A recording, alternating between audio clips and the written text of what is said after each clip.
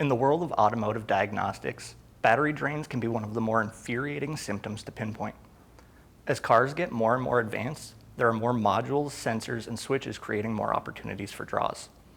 Today, we'll be talking about parasitic draws, and I'll be using the tried and true inline multimeter test. But hooking up your meter and blindly yanking fuses in the dark is a terrific way to lose your lunch on flat rate. To beat a draw on today's networks, you need a surgical approach. Before we even pop the hood of this 2012 Camry, we have to check the service information to build a rock-solid diagnostic roadmap. I'll show you how to put the research before the wrench to turn a needle in a haystack into a quick, profitable fix. Our diagnosis starts at the computer, not the car. I punch the Camry's VIN into Mitchell 1 ProDemand repair information and head straight for the OneSearch Plus dashboard. First stop, TSBs.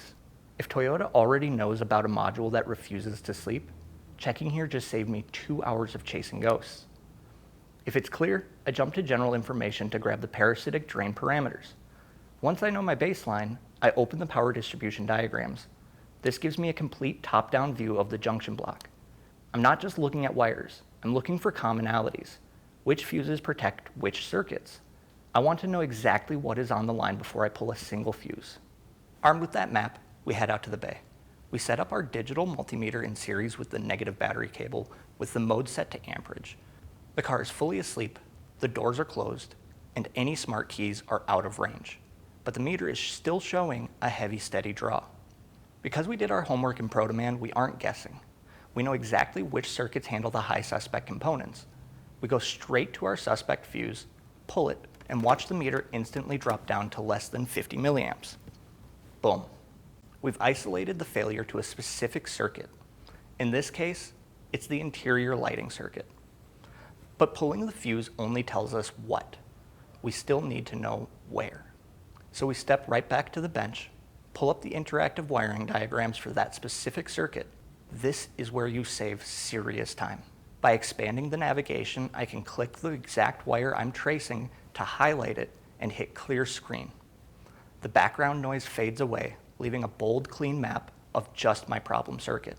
Now I have my exact targets, specific splices, grounds, and connector pins. Now you know exactly where to aim your flashlight. Head back to the car and do a visual inspection on that specific run. You're looking for the obvious, a misrouted wire rubbed through to ground, or the green crusties of corrosion hiding inside a connector. If the wiring is solid, start unplugging the components on that highlighted circuit one by one. Unplug the overhead dome light, meter stays high. Unplug the driver's door jamb switch, boom, the meter drops down to normal. You just proved that a failed switch was keeping the body control module awake and drawing current. Make your repair or replacement, verify the drain is within the expected range on your meter one last time, and ship it.